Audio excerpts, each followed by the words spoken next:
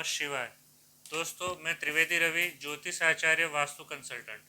आज के वीडियो में आपको बताऊंगा कि भारतवर्ष के कई राज्यों में श्रावण मास की शुरुआत हो चुकी है एंड गुजरात राज्य में श्रावण मास की शुरुआत होने जा रही है। तो भगवान शिव के बारे में जब भी बोलना होता है मुझे बड़ा मज़ा आता है। आज मैं एक सरल उपाय देता हूँ जिससे भगवान शिव की कृपा कैसे मिलेगी वो आपको जानने मिलेगा।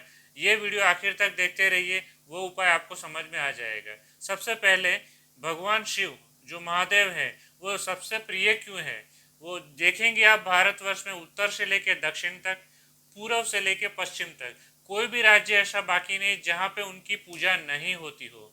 और भगवान शिव जिनके कई स्वरूप है, जिसको तीन मुख्य प्रकार में विभाजित किया गया है। एक है शंकर जो कि सौम्य है, वो प्रकार में आता है। दूसरा होता है नटराज जो क्रिएटर के फॉर्म में आता है। और तीसरा आता है भैरव जो रुद्र के फॉर्म में आते हैं। ज़्यादातर उनके स्वरूप इन तीन क्लासिफिकेशंस के अंदर पाए जाते हैं।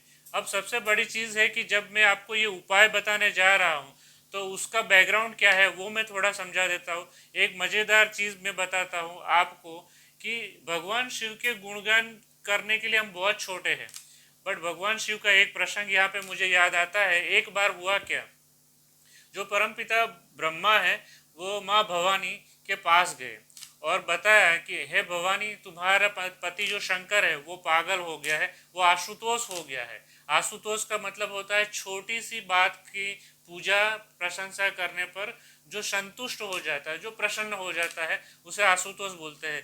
तो बोलते हैं कि हे भवानी, तेरा पति शंकर आशुतोष हो गया है। मानव को छोटी सी पूजा में वरदान दे देता है, दानव को छोटी सी पूजा में वरदान दे देता है, देवों को वरदान दे, उनके सारे वरदान सबको मिल जाते हैं। प्रकृति के नियम को इधर उधर कर देता है। मुझे विधाता होके अपनी प्रकृति के नियम बनाने पड़ते हैं। तो बताइए आप उनको, आप समझाइए उनको। तो माँ भवानी अपने पति का ऐसा इंसल्ट, ऐसी कंप्लेन सुन के गुस्सा हो जाने वाली नहीं थी, क्योंकि वो भी एक देवी है। तो बड़ी तीखी सी स्माइल देती है और बताती है, हे परमपिता ब्रह्मा, आप मेरे पति की कंप्लेन लेके आए हैं। सबसे बड़ा सौभाग्य बात तो ये होती है कि आप जो नॉलेज के अधिष्ठाता है वो मेरी पति की कंप्लेन लेके आए हैं। और बड़ी बात यह है कि वो तो एक साधारण सी प्रक्रिया करते हैं, समाधि करते हैं, ध्यान लगाते हैं। वैसा करते हुए भी ऐसा कर जाते हैं लोक कल्याण के लिए, क्योंकि वो शिव है। कल्याण का मतलब ही शिव है।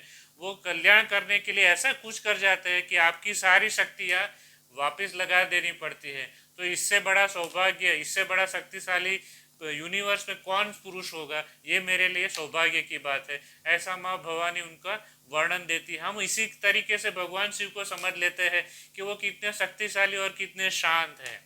तो इस प्रकार से भगवान शिव की बहुत सारी महिमाएं हैं जो हम कई बार हम गुणगान कर सकते हैं। यहाँ पे बात आती है कि वो आशुतोष कैसे होते हैं, वो प्रसन्न कैसे होते हैं। वो प्रसन्न होने के पहले मैं उनका बैकग्राउंड दे देता हूँ। जो लोग धार्मिक नहीं हैं, उनके स्थूल रूप में बहुत बिलीव नहीं करते हैं, मतलब कि आध्यात्मिक है, वो फिलोसॉफी को मानते हैं, उनके लिए एक छोटा सा एक्सप्लेनेशन दे देता हूँ। फिलोसॉफिकल पार्ट के अंदर, आध्यात्मिक के पार्ट के अंदर भगवान शिव क्या है। सबसे पहले नॉलेज का मेटाफोर है ब्रह्मा जी। यूनिवर्स में किसी भी प्रकार की नॉलेज हो, दैट मीन्स कि ब्रह्मा जी है वो।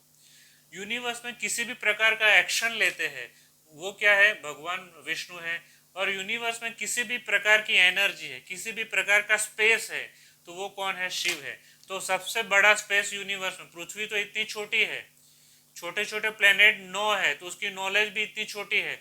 उसके बावजूद भी यूनिवर्स तो वास्ट है, जिसका कोई माप नहीं ले जा सकता। वो भगवान शिव है, इसीलिए वो महादेव है। तो ये मेटाफोर वर्सेस फिलोसॉफी हो गई। जो आध्यात्मिक लोग हैं उनको भगवान शिव कैसे प्रसन्न कर सकते, कैसे इंप्रेस कर सकते। अब आइए बात करते हैं उपाय की। दोस्तों, श्रावण मास में भगवान आशुतोष की कृपा लेने पर हमें धन वर्षा की प्राप्ति होती है, हमारे कुटुंब में सुख शांति बनी रहती है। इसके लिए क्या उपाय करना चाहिए, तो लोशु ग्रिड के माध्यम से हम जानते हैं कि ये ईयर चल रहा है 2022। ये ईयर चल रहा है 2022, जिसके अंदर 2 नंबर 3 बार आता है। 2 नंबर किसका नंबर है, चंद्रमा का नंबर है। चंद्रमा कौन है, पानी है, मन है, शांति है, शीतलता है। तो चंद्रमा है वो जल तत्व की बात कर देता है। अब बात आती है 6 नंबर। तो 2 नंबर 2022 में 3 बार होने पर टोटल होता है 6। 6 नंबर शुक्र का नंबर है। शुक्र किसका नंबर है? प्योरिटी का नंबर है, शुद्धता का नंबर है। अब जल और शुद्धता ये दोनों का कॉम्बिनेशन पृथ्वी पे कहाँ मिलेगा? आप सही गैसिंग कर रहे हैं। जो जल शुद्धता की बात करते हैं तो पवित्र जल गंगा से अलावा कोई जगह नहीं है। तो गंगा जल ले लीजिए। ये श्रावण मास के अंदर गंगा जी का गंगा जल लेके भगवान शिव के शिवलिंग पर अभिषेक करिए। अब भगवान शिव को सोमवार मतलब कि मंडे एंड त्रयोदशी तिथि में त्रयोदशी उनको पसंद है और वार में सोमवार उनको पसंद है। जब भी ये दो संगम मिलते हैं या दोनों चीज मिल जाती है उस दिन भगवान शिव के शिवलिंग पे गंगा जल से अभिषेक करिए और उनसे वरदान मांगिए। फिर देखिए आपकी लाइफ कैसे मजेदार हो जाती है और ऐसा लगातार करते रहिए। दूसरी बात है शुक्र की।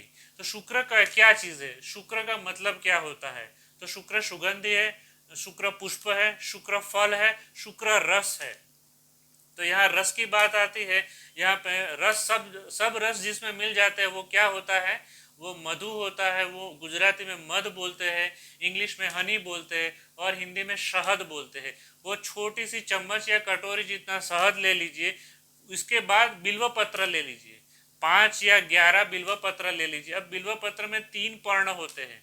ये तीनों पर्ण की दंडिया, जहाँ पे उनकी दंडिया इकट्ठा होती है, जो नॉट बनती है, जो गांठ बनती है, वहां से लेके तीसरी उंगली से शहद को लेना है और ये तीनों पर्ण की दंडियों को शहद से मिश्रित कर देना है, सम्मिलित कर देना है और नोट पे भी शहद लगाना है।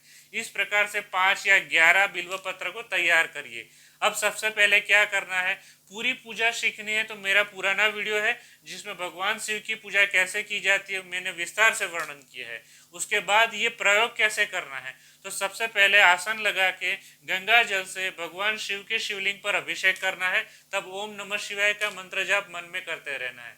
उसके बाद 5 बिल्व पत्र या 11 बिल्व पत्र शहद लगाने के टाइम पर भी ओम नमः शिवाय का मानसिक जाप करते रहना है। उसके बाद उसका वाचिक जाप मतलब प्रोनाउंसिएशन करते हुए वो 5 बिल्व पत्र या 11 बिल्व पत्र भगवान शिव के शिवलिंग पर चढ़ाने हैं। चढ़ाने के टाइम पे एक छोटा सा ध्यान रखना है। क्या करना है? जो बिल्व पत्र की पॉलिश लाइन है, जो पॉलिश एरिया है, वो शिवलिंग को टच होनी चाहिए और जो रफ सरफेस है वो प्रकृति में खुली रहनी चाहिए। इस प्रकार से शिवलिंग पर बिल्व पत्र चढ़ाने, ऐसे 5 या 11 बिल्व पत्र चढ़ाने। उसके बाद नमस्कार करके उनसे धन वर्षा का, सुख शांति का वरदान मांगना है। ऐसा श्रावण मास में सोमवार को और त्रयोदशी के दिन करना है। फिर देखिए दोस्तों आपकी जीवन में क्या मजा आती है, क्या आशुतोष भवानी शंकर का वरदान मिलता है और जीवन जीने जैसा सुखद सहद जैसा बन जाता है। ऐसा पवित्र जीवन जीने के लिए भगवान शिव की पूजा करते रहिए और ऐसे कल्याणकारी उपाय बताना ही मेरा उद्देश्य है ये वीडियो का। आपके जीवन में कल्याण हो, ऐसे शुभाशीष। शुभम भवतु।